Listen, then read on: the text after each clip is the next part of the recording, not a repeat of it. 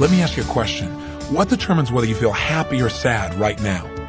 What determines if somebody comes up to you and says they hate your guts, whether or not you laugh or whether or not you feel really rejected? What determines whether right now, if I ask you, are you successful? How do you answer? You say you are or you're not. What determines whether you feel like you're successful or not? If I asked you, do you have a great body? How would you respond? And my question is, how do you know what the answer is? What makes you say, yeah, I got a great body, or no, I don't? Do you feel fulfilled at the end of the day? Do you feel like your day was invested, or do you feel drained? If I asked you about your relationship, would you say you're in love or you're lost? And my question is, where do you get the answers? What the heck do I mean by this? I mean, when I ask you that question, how do you know what to say? The answer to your questions always come back to one thing. You have to answer them based on your own personal standards. In other words, if I say, do you have a great body? You have to answer that compared to what? Compared to your standards for what a great body would be. Does everyone hold the same standards? You and I both know that's not true. And the different standards that we hold govern not only how we feel, but also how we behave, ultimately what we do and who we become in our lives. Our beliefs about what is good and what is bad, what we should do and what we must do, these personal standards I call rules. And our rules basically determine when we get pain and when we get pleasure in our life. Our rules are our judge and jury. And here's the scary part. You didn't install your own rules. In fact, they're controlling how you feel right now about virtually everything in your life, and for the most part, you probably aren't in control of them. This session today is designed to give you a clear awareness of what rules are, what their impact is on your life, and how you can change them and in a moment change your entire life. Are you really a successful person? Now you may say absolutely, or you may say, well, kinda, or you may say no.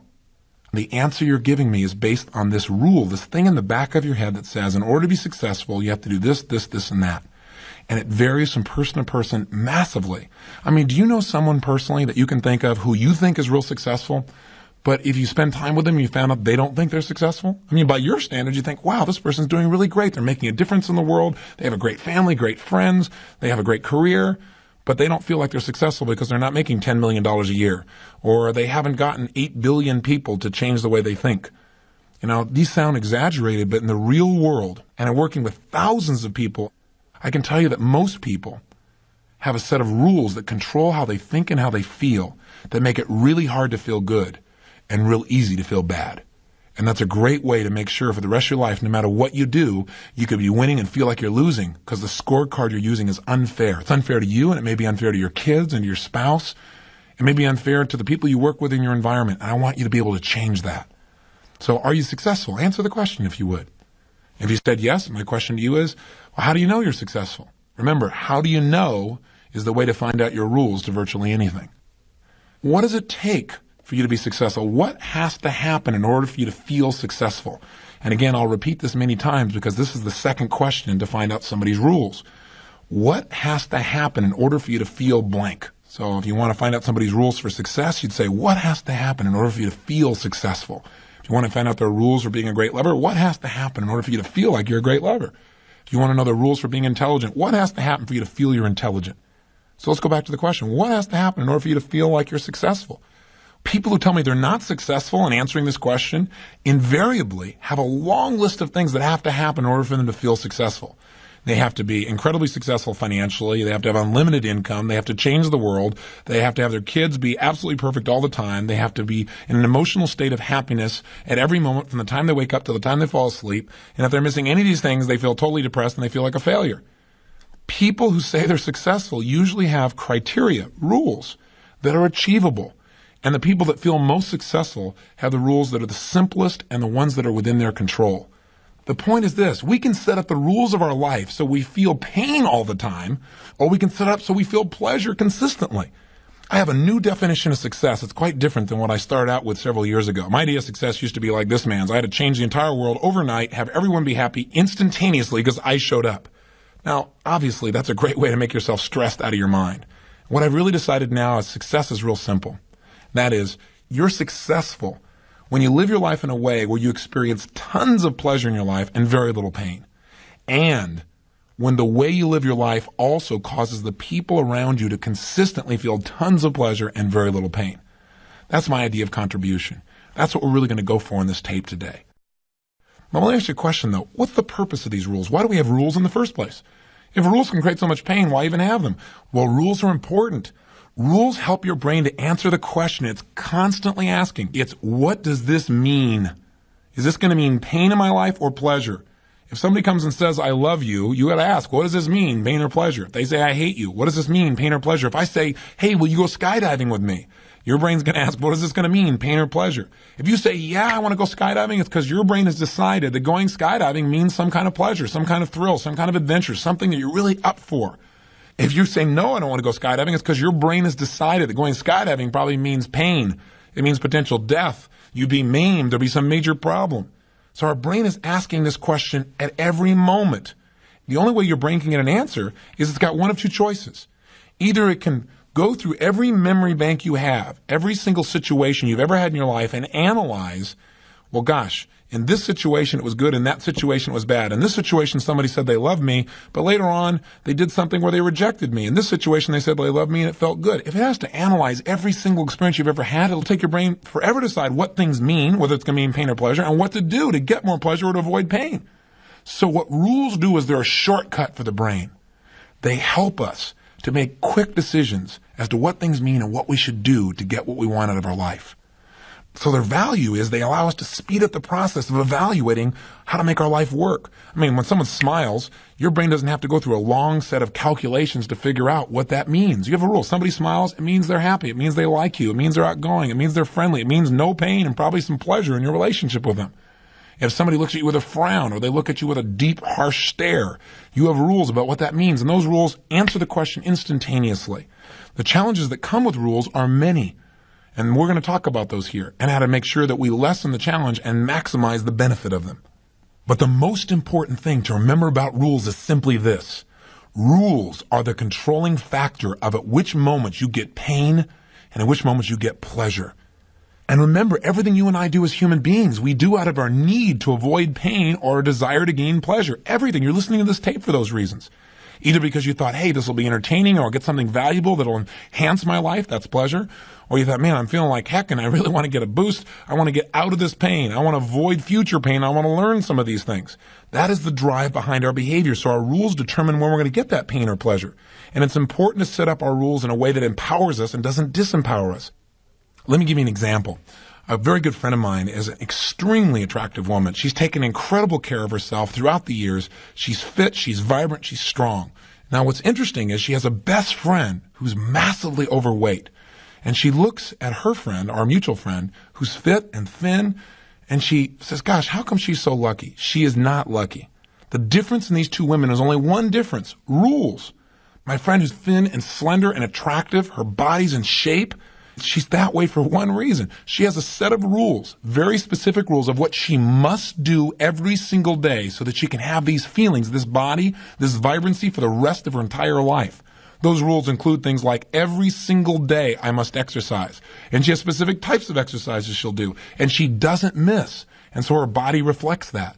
She has rules about eating that are very precise. She must eat nutritious foods each day. She must eat foods that are fuel foods. She must eat low-fat foods. She must eat a comfortable amount of food.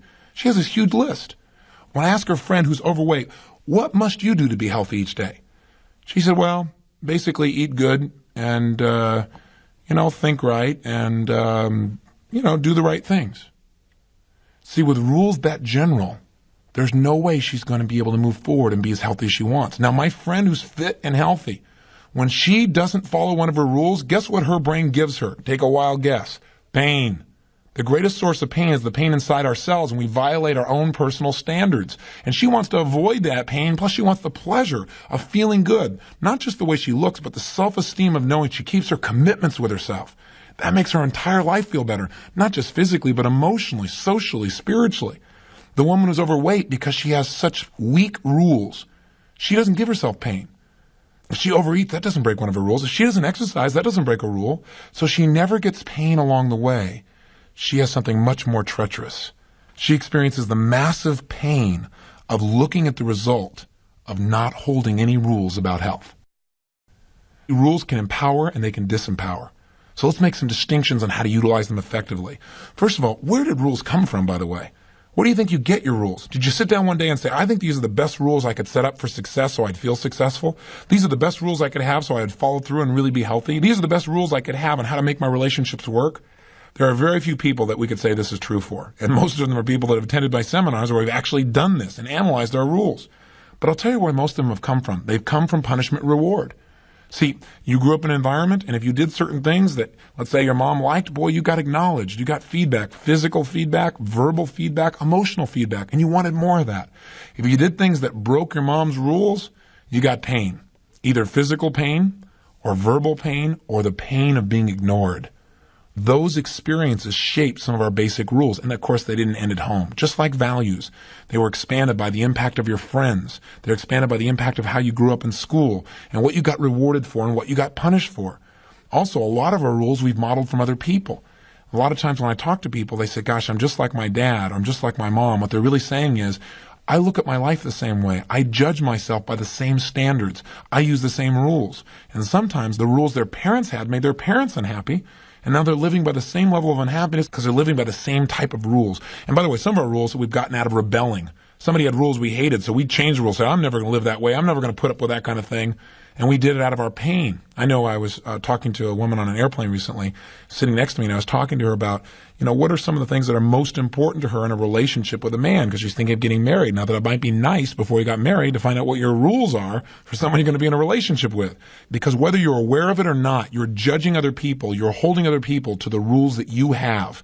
And you may not have told those rules to anybody, but you expect them to comply. And you know what? One of her most important rules is, she said, well, a husband must work hard every day. I said, well, that's kind of interesting. That's not something he should do. That's something he must do. She goes, he must do that or I can't have him in my life. I said, well, what if he was like independently wealthy and he didn't have to work hard every day? She said, I still wanted to work hard every day. And I had to try and dig in there. Now, bear in mind, what are rules for? Rules are things we've linked up in our head because we say, if I have this rule, it'll help me avoid pain or it'll give me pleasure. As I started asking her a question, we found out what the situation was. She grew up in her family and watched her mother go through tremendous pain because her father never worked. Her mother literally supported the entire family because her father always had excuses for not working. He literally didn't work for years. And her mother broke down emotionally. She felt so sorry for her. So for her, she's got a rule that says husbands must work because if they don't, it equals lots of what? Pain. Now this happens on all kinds of levels in virtually every area of our life. So a lot of our rules have come out of our painful past, and some of our rules have come together because we say, hey, if I do this, I think I'll get pleasure. So let's take a look at the challenges that rules have. And what I want to do really is give you 7 distinctions about rules that can be major challenges or they can empower you depending upon how you use them.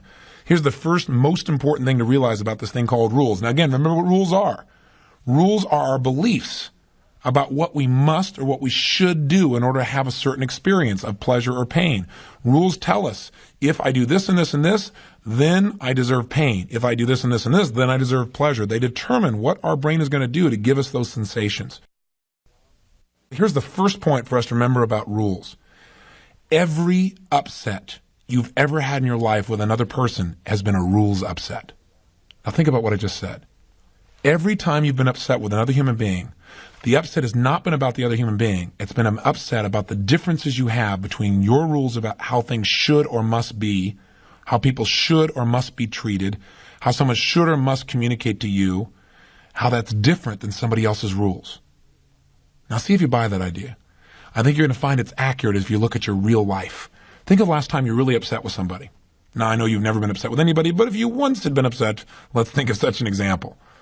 Now, as you think back at that situation, what were you really upset about? You say, well, I was upset with a person. No, you weren't upset with a person. You were upset about an issue. You're upset about something that was done or not done. People get very upset when their rules get violated.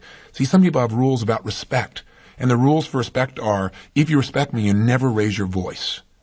But they may be in a relationship with somebody who has a rule that says, if I respect somebody, I share with all my feelings and all my emotions exactly how I feel in the moment with all my intensity, because otherwise I wouldn't be respecting you, I wouldn't be telling you how I really feel, I wouldn't be being truthful.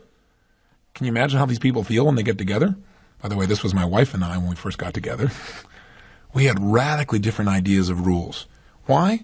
I grew up in an environment where we got a lot of pain if we weren't honest. If we didn't tell the whole truth, if we didn't express ourselves, trying to walk out of the room without finishing something, boy, that wasn't allowed. That was massive pain. And even though it didn't feel good to have to say how you felt in the moment, because you knew you might get in trouble, you had to communicate it. Becky grew up in a family where the rules were quite different. The rules were real clear. If you don't have anything good to say, you don't say anything at all. And if you have respect for someone, you never raise your voice. And if somebody ever raises their voice to you, the only way to keep your own self-respect is get up and leave the room. Can you imagine how these two rules clashed in a personal relationship? We drove each other almost crazy. We almost didn't get married because of this. Not because we didn't love each other, but because we had such conflicting rules. See, rules determine where we go, who we are, who we can even be with, whether we're happy or sad. I'm curious, what does it take for you to feel like you're respected by someone? What are your rules? You may say, well, I don't have any rules. Oh, yes, you do. You may not be aware of them consciously, but you do have them. So think for a second. What does it take for you to feel like you're respected by someone? Well, you might say, well, they need to not ever, make me wrong, or they need to respect my opinions. Well, how do you know if they respect your opinions? If they just sit there and listen? For some people, that's all it takes. For other people, they have to actively agree. Some people do not feel respected unless someone agrees with their view. Some people, I say, what does it take for you to feel respected? They say, well, I have to feel like this person agrees with me. Isn't that interesting? What's their chances of feeling disrespected by someone? Very good, because lots of people have different views other than yours. So we have to make sure that we're aware if our rules are appropriate or not. And if we're going to work with other people, we want, when we get in the game, to understand other people's rules, because there's a good chance we're going to have some differences. The more we understand what a person's rules are, what their standards are, what they really need to feel fulfilled, then we can work on meeting those needs, and vice versa. We can teach them what we need to feel fulfilled. Let's take a look at how rules impact even more personally in a relationship. Let's look at the emotion of love. What are the rules you have for knowing somebody loves you? Well, somebody's rules, if you ask, what does it take for you to know somebody loves you? They say, well, if they smile at me. Some people have to be told they're loved or they won't believe you love them. Did you see the movie Ghost? There's an interesting thing about rules in the very beginning. The main characters are played by Patrick Swayze and Demi Moore. And early in the film, Demi Moore turns to him and she says, I love you.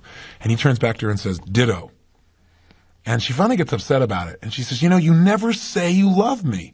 That bothers me. I don't feel like you really love me, And he says, I love you, but I just don't say it. That's not what it's about. I'm not about saying I love you. Everybody says they love you, and they don't mean it. Here are two people, and they're having an argument already. What are they arguing over? They're arguing over their own personal standards on what it takes for them to feel loved. Some people don't know they're loved unless you touch them a certain way. And you think that they know you love them because you tell them all the time. It won't do it, not at the deepest level of love. So the value of realizing this first distinction, that almost everyone you meet is going to have rules that are different than you have, is that with that awareness, you can now dig in and find out what somebody's rules are. And now you can meet their deepest needs. See, if you love someone and you say, I love you, but that's not what they need, their rule is they have to be touched, and you don't touch them, then you're not going to give them what you really want to give them. In fact, if you want to make someone feel like they're loved, whose rules do you use to decide how to make them feel loved? Well, you and I both know the answer. We use our own rules. So if you're the kind of person that, wants to be hugged, what do you tend to do? You tend to hug that person. But maybe they need to hear, I love you, and you're just hugging them. And they need to hear it in a certain tone of voice, and you don't duplicate that because that's not what you need. The classic thing I hear in personal relationships all the time is, especially when they've gone through threshold or the relationship's about to end, and I'll hear the man or woman say, I gave them my whole life. I gave them everything. I gave them everything that I could possibly give them as a human being. And invariably, you know what really is true? They gave them everything except what the other person really wanted and needed.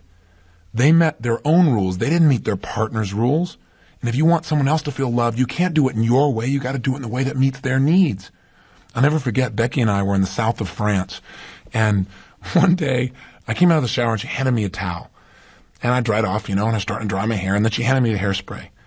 And quite honestly, I didn't really notice. I was in deep thought, thinking about what I was going to be doing next. And she turned to me and she said, you don't realize all the things I do for you. You don't realize how much I love you. When I give you the hairspray, that means I love you. When I give you the towel, it means I love you. Well, you know what? I'm real appreciative if she gives me the towel and the hairspray, but quite honestly, I just as easy get it myself. It's not one of my rules for love. To me, it doesn't take any thought for me to grab the towel or to reach for the hairspray. So quite honestly, I didn't value it the same way she did. But for her, that's a rule of love. Now, check this out. I don't usually hand her the towel or the hairspray. Guess what?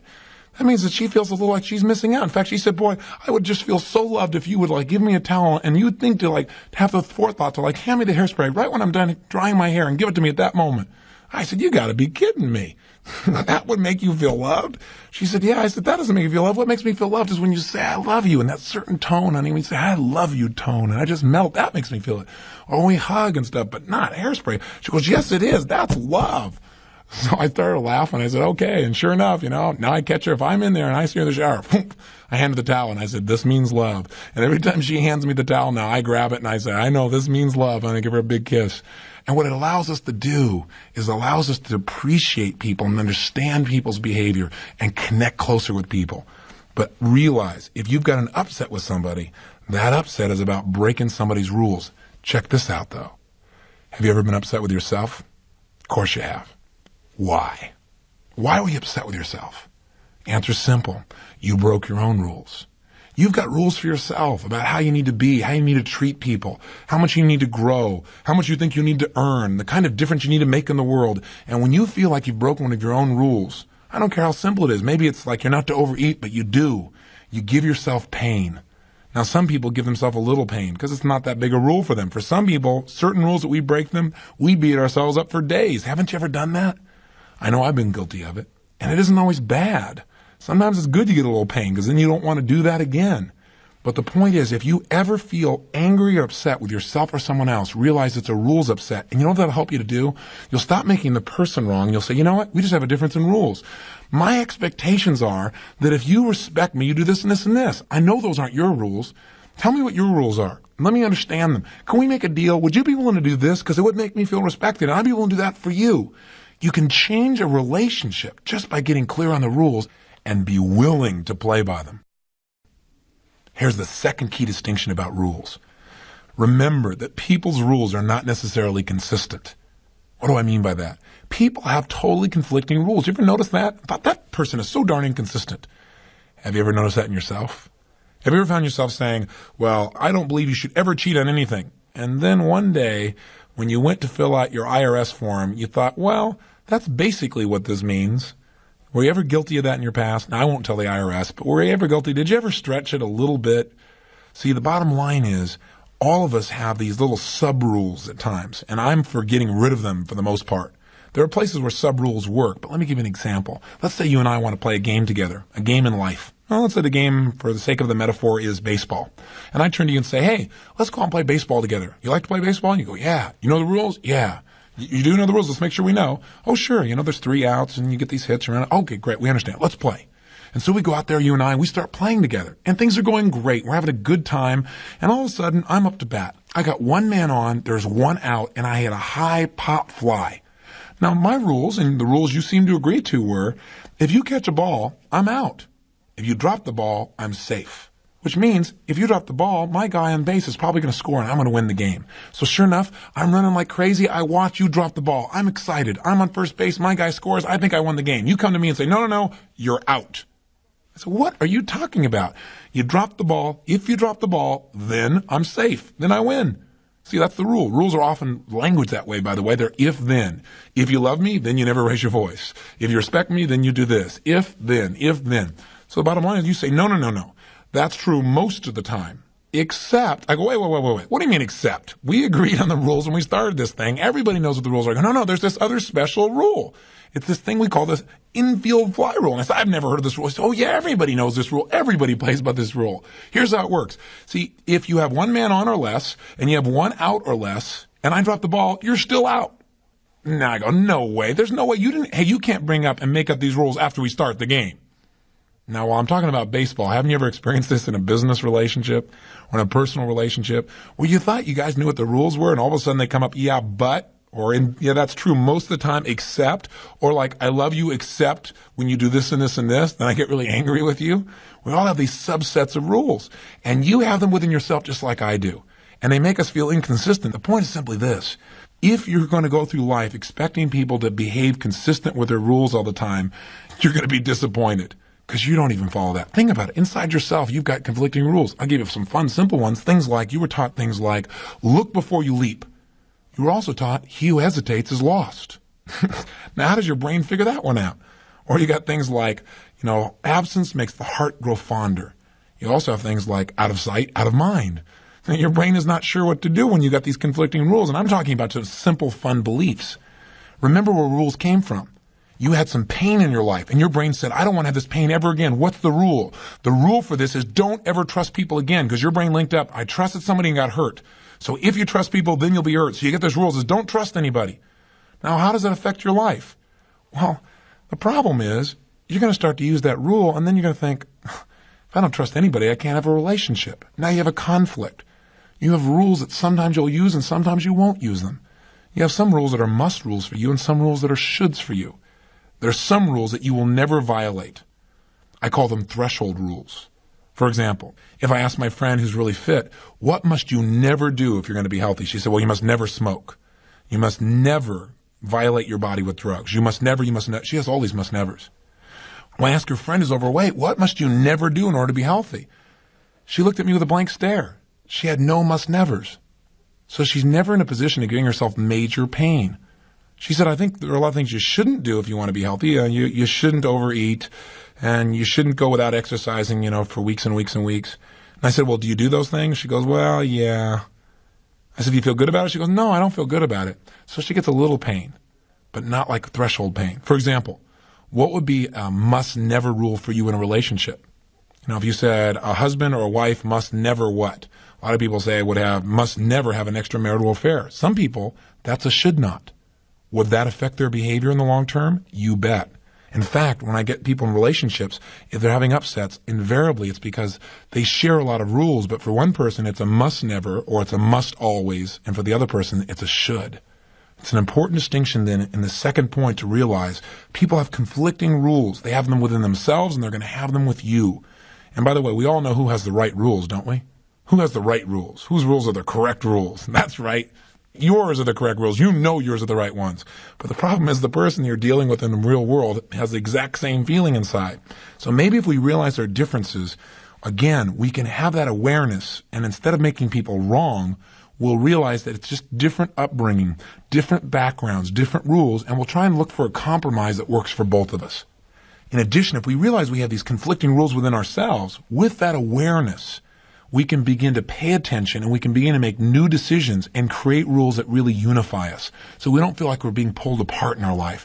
That unification gives power. That unification creates peace inside. And that unification creates a lot more happiness. Here's the third key point about rules. Remember this. Rules cause us to go on automatic pilot. See, rules are designed to speed the process up of making decisions about what things mean. Does this person love me or not? Is this dangerous or not? If I do this, will I succeed or fail? We want answers quickly so we can respond, so we can move forward. The challenge, though, is in doing that, we simplify our world.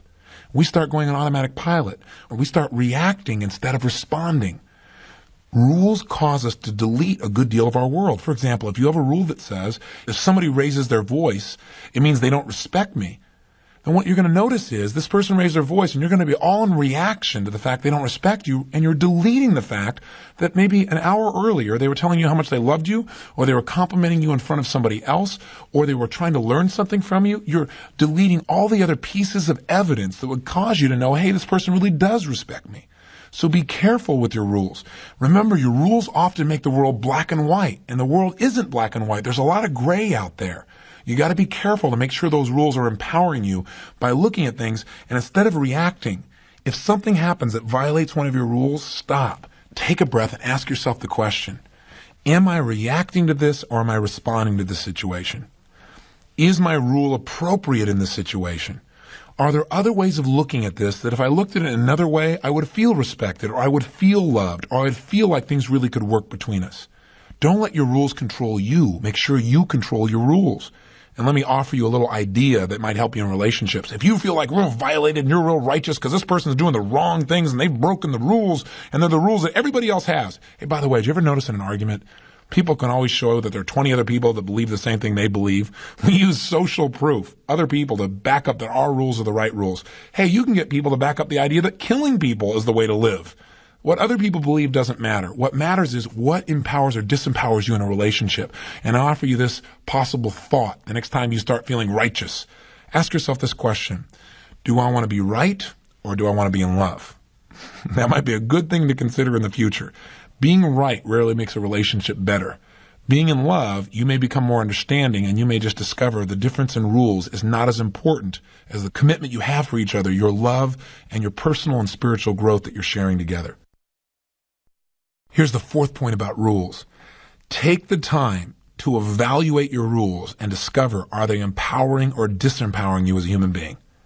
This is a theme I've talked with you about constantly throughout our time together today, but I want to make it absolutely clear what I mean. When I ask you, are you successful? If you don't feel successful, the first question you should ask yourself is why? What are my rules for success, and are they appropriate? Are they empowering me in my life? For example, some people's definition of success is they never make a mistake. That's a totally disempowering rule. It guarantees that you're never going to feel successful long term. It'd be important for you to be aware of that, to see that that rule creates pain, and to sit down and say, what's a better way to measure whether I'm successful or not? What are other disempowering rules people can have? Remember again, what is a rule? A rule is a set of criteria, things that you have to see, hear, or do in order to feel like you're intelligent, you're successful, you're loved, etc. You know what some people have to have happen in order for them to feel they're intelligent? They have to feel like they always have the right answer the moment it's needed. Gosh, if I thought that, I'd be pretty stressed out of my mind. I forget what I'm supposed to do all the time, don't you? But I don't question whether I'm intelligent based on that. Some people, in order to feel confident, have to know what's going to happen before it occurs. Well, there's no way you can ever do that long term. Maybe you get lucky once in a while, but life changes. Things occur. You can't be prepared for everything. See, my rule in that area is, in order for me to feel confident, I just have to remember something. Whatever comes up, I can deal with it. And you can do the same. Just by changing a belief, by changing a rule, we can start to feel confident immediately. Some people, in order to feel like they're competent, have to feel like they've done something over and over and over again, and every time they've done it, they've been perfect. Well, gosh, can you imagine? You probably never feel competent. Because I'm sure there's a time when you've done something and you didn't do it perfectly. We're human beings, and yet this person will never have that sense of confidence that comes from feeling competent. With a set of rules like this, a set of beliefs like this, you wouldn't want to begin things. You wouldn't want to start something new because, of course, you wouldn't feel competent at it. You'd feel inferior. And when you feel inferior, you don't behave very effectively. You certainly wouldn't be perfect. And, of course, all you would link to that situation is pain. My view of competence is different. My rule says if I've ever done anything like this and pulled it off, then I'm competent probably in this as well. I just need to do it once or twice. So that makes me more empowered. It causes me to really go for it. Again, we want to develop rules that cause us to take action, that cause us to feel the experiences of joy, that cause us to follow through, not ones that stop us. I'll tell you a classic example of one that destroys people in relationships. When you look at somebody and they're not in a personal relationship and they say they want to be in one, man-woman relationship, let's say. Why aren't they in a relationship? The answer is really simple. They have rules that make it difficult to stay in a relationship. There was a woman in a date with Destiny recently, and she was an extremely attractive woman, and there were several gentlemen in the audience that were trying to get her attention. And it became very obvious that she totally turned men off around her, and yet she said she wanted to be in a relationship. Well, I found out why. Her rules were simply this. For her to feel attractive, what had to happen was you had to pursue her constantly, and she had to reject you. And even though she rejected you, you had to keep coming back for more. You had to keep being attracted to her, trying to break down her walls. If you kept working at it like that, that made her feel incredibly attracted to you, like you were a powerful man. But you know what's interesting? She also had a rule that said, if you did that for more than a month, she lost her attraction to you. So guess what happens? Very few men, first of all, would take her rejection and keep on going. The few that did and kept on going, she'd feel attracted to for a while, but at the period of about a month, if they kept pursuing her, she lost her feelings of attraction. And if they stopped pursuing her, she lost her feelings of attraction. So basically, she didn't stay attracted to any man for more than a month. How's that for a set of disempowering rules? So again, you need to analyze what your rules are. Just ask yourself the question, what does it take in order for me to feel like I'm successful? What does it take in order for me to feel intelligent, for me to feel like I'm loved? What does it take for me to be attracted to another person? And then ask yourself, are these rules appropriate? I have a question for you, by the way. Is it possible that you could be having a great experience and feel lousy about it just based on your rules? Is it possible, for example, you could be helping other people, making a difference, and not feel it?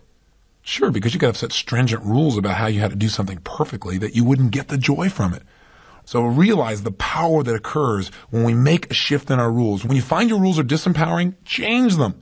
And all it takes to change them is to make some new decisions about how to define success, love, respect, or any other aspect of your life.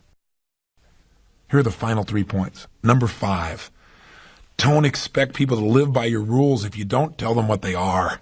Gosh, we've talked about this a little bit already, but I want to reinforce it. If you want to take control of your life, if you want to do well in business, if you want to be a great negotiator, if you want to be able to have impact on your children, if you want to be close to your spouse, then for gosh sakes, tell them up front what your rules are.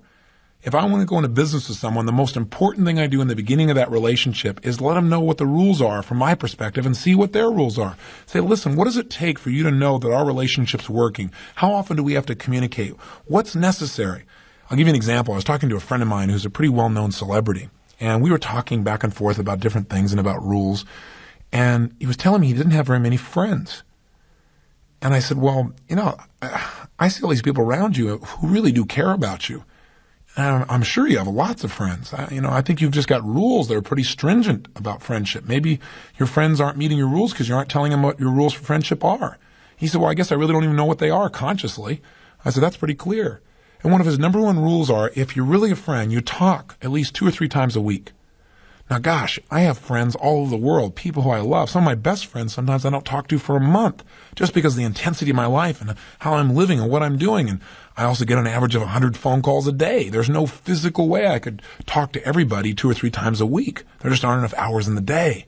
So the bottom line with this person, I said, well, do you feel like I'm your friend? And this person said, well, yeah, you're my friend. I know you're my friend, but, sometimes it doesn't feel like it because we don't talk enough. I said, wow, I never knew that. See, if you don't tell me that's your rule, how am I supposed to know? I said, my rules for friendship are real simple. Love me and I love you.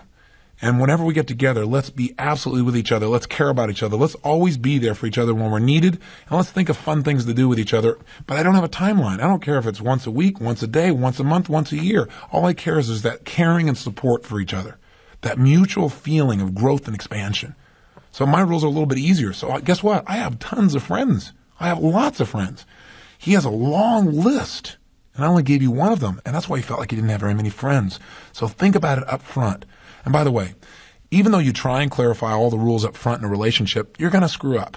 You're going to forget to communicate one of your rules, and you're going to feel upset about someone doing something or saying something that you didn't tell someone you wouldn't appreciate them doing. You assume they would know. Never assume when it comes to rules. Communicate.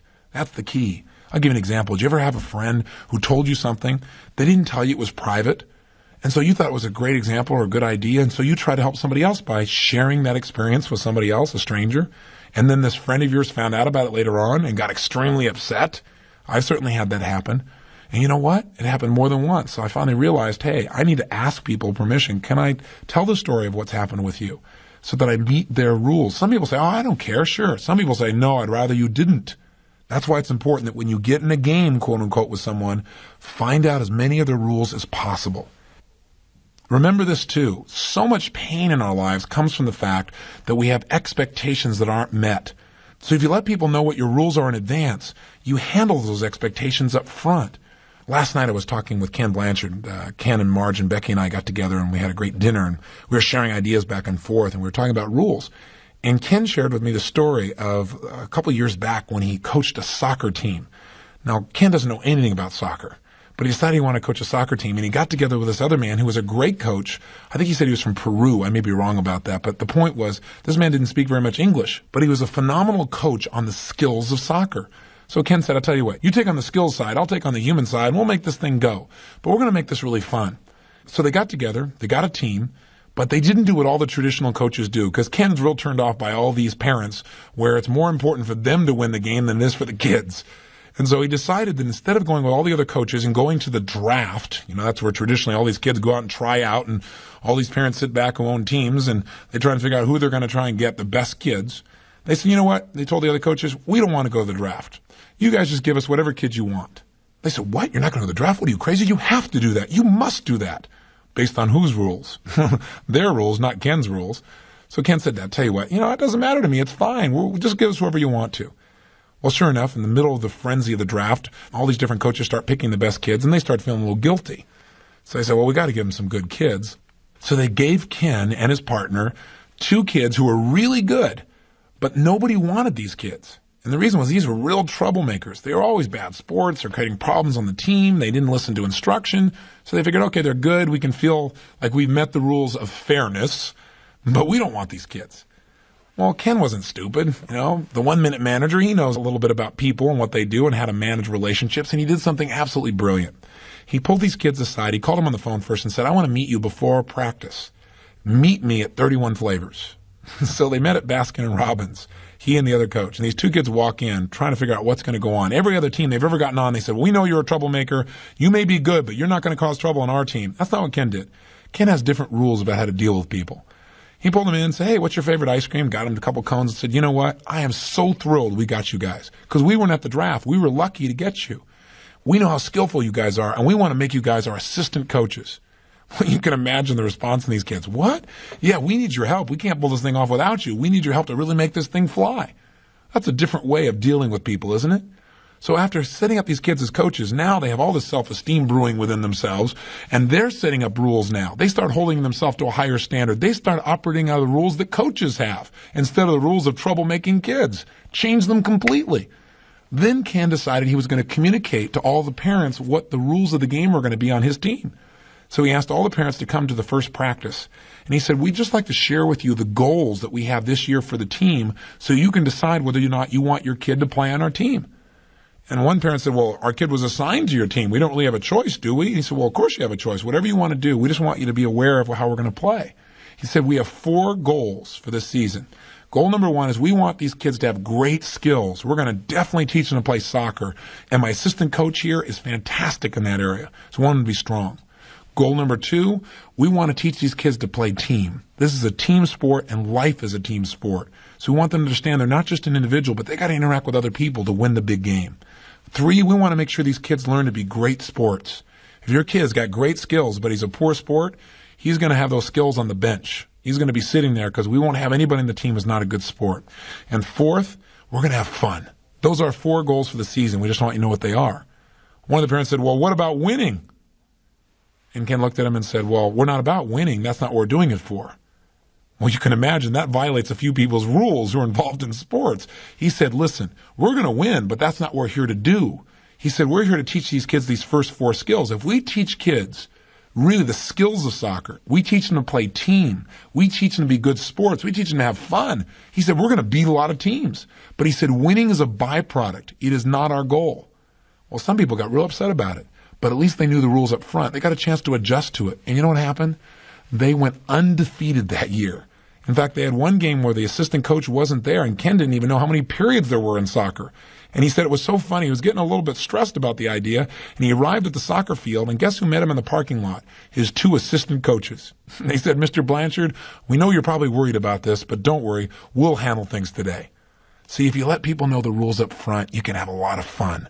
If people's expectations are clear and are simple, we can all win the game of life. Start thinking of new rules, new ways of responding that empower you and the people around you.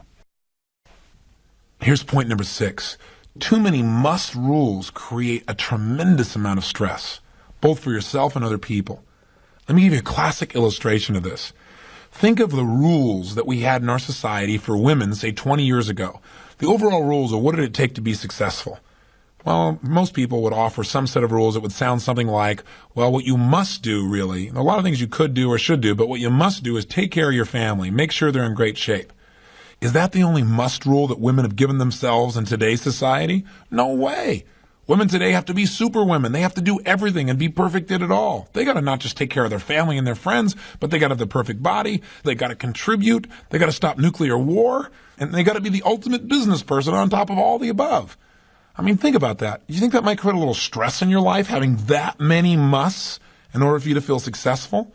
And women are not the only ones in our society. Our children today are under tremendous stress because of the expectations. And a lot of them have just decided there are too many musts. I'm out of here. I'm not going to do anything. And they cop out.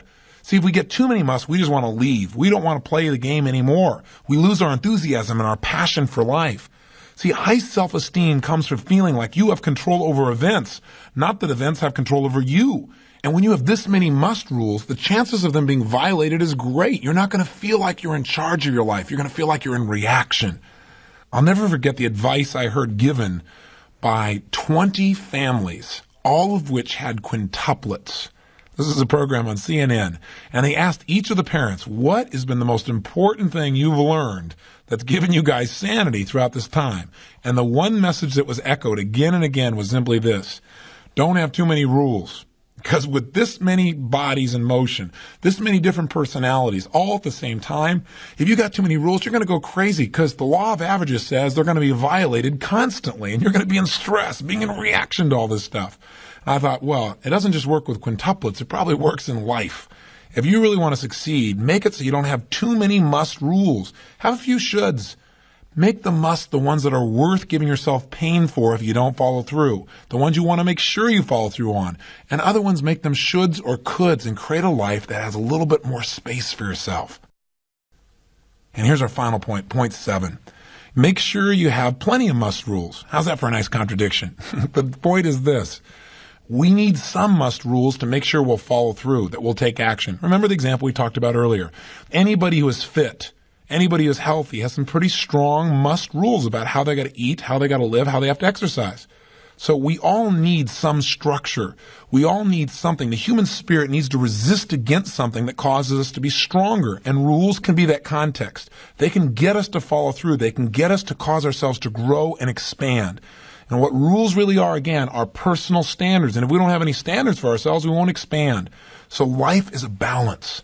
You don't want too many must rules, nor do you want to go without them. Now, I've dumped a ton on your brain here in this session, this idea of rules, so remember what they are. Rules are your personal standards. They're your beliefs about what you must do or should do in order to feel a certain way, in order to experience something. They tell you when to feel good and when to feel bad. So here's your assignment. Sit down and write down, what does it take in order for you to feel successful? Answer the question thoroughly. 2, what does it take for you to feel loved? And by the way, it may be different by your kids than it is by, let's say, your spouse. 3, what does it take for you to feel confident? 4, what does it take for you to feel like you're excellent at something? As you answer those questions, I then want you to look at those rules and ask yourself this question: are these rules appropriate? Have I made it really hard to feel good and real easy to feel bad by having like 29 things that have to occur simultaneously for me to feel successful? If that's true, change your rules. Come up with a definition that empowers you, something that will make you grow, but something that you're in control of. Make it easy to feel good. I'll tell you a way to start out phrasing your new rules. Start out with a phrase, anytime I. See, not after I do 29 things, anytime I. So for example, what it takes for me to feel loved is, anytime I'm being loving, I feel love in my life. You know what's great about that rule? I'm in control. I get to ring the bell. I can at any moment make myself feel loved by just being loving. I'm in charge of that. That's easy. It's simple. It's a winnable game. So ask yourself, what does it take for you to feel these feelings? Look at those rules, and if they're inappropriate, change them. And thirdly, have some fun. Go to some polling. Go find out what people's rules are around you. For example, notice what your relationship with someone. You're a father, you're a mother, and you want to find out what your children's rules are for you. That might be interesting to find out. Kids have rules for you just like you have rules for your kids. For example, I'll never forget the first day I tried this with my son Joshua. And I said, Josh, what must a dad do or be for his son? He looked at me kind of funny and said, what do you mean? I said, well, for me to be a great dad, or for a dad to be a great dad as a whole, what must the dad do or be? And he thought for a moment, he kind of smiled, and he said, well, a dad must love his son. I said, okay, what else? He said, well, a dad must really care about his son. I said, okay. He said, a dad must really be there for his son when his son needs him. I said, okay. All those were things I expected. I said, what else must a father do or be in order to be a great dad? He said, well, in order to be a great dad, a dad must not tell his son all the answers on his homework. I said, what? That was a rule I didn't know he had. And I said, why is that? He said, well, because if your dad tells you the answers all the time, then you'll never figure out the answers for yourself, and someday you're going to have to figure it out for yourself. He told me this when he was 9 years old. I thought, pretty perceptive, pretty amazing. I said, well, what should a dad do? He had a lot of shoulds. I said, what shouldn't a dad do? He said one of his shouldn'ts was a dad shouldn't take his son to the video arcade and let him play games all the time. I said, oh, he shouldn't do that, huh? I said, I noticed that isn't a must not. That's just a shouldn't. And he kind of laughed. But it was interesting to hear. And you know what? When I asked him, what must a mother do or be for her son, he had different rules for moms than he did for dads. And one of his rules for moms was, a mom must tickle her son's feet every single night she's home. I said, that's a must? He said, yeah. You know why? Becky has always tickled his toes since he was a baby, and he links that to love. So if we're home and he doesn't get his toes tickled, he doesn't feel like she's being a great mom. It's funny, the little rules that we have inside. I said, well, let me ask you about you. What must a son do or be in order to be a great son with his parents? He said, well, a son must be loyal. A son must have good manners. A son must be loving. A son must be giving. I said, what must a son never do with his family? He said, well, a son must never do drugs. I thought, wow, I'm glad that's a must never and it's not a maybe or a should not. I said, what else must a son never do? He said, a son must never commit suicide. He could have knocked me over with a feather. I said, wow, he's 9 years old. We've never talked about this. He's saying a son must never commit suicide. I didn't know how to handle it at first, but I thought, you know what? I'm really glad that's a must never. For some people, it's a shouldn't, and that's why some people aren't here. For him to commit suicide would be massive pain. He's got that at 9 years old. How fantastic. See, we all have rules, whether we know it or not. They're governing our thinking. Go do some exploration. I remember one time when we started talking about this, Becky was feeling kind of down and out because we got in late for Halloween and she hadn't had time to like decorate the castle and put up streamers and all that kind of stuff. And she was feeling like she wasn't being a good mom. She was really beating herself up. And I said, you know, honey, you do everything. You work so hard. You contribute so much. I said, why don't you give yourself a break? I said, you know what? You're doing all this stuff because you think you must do it, like you have to, like it's a rule. But is it your rule or is it the kids' rules?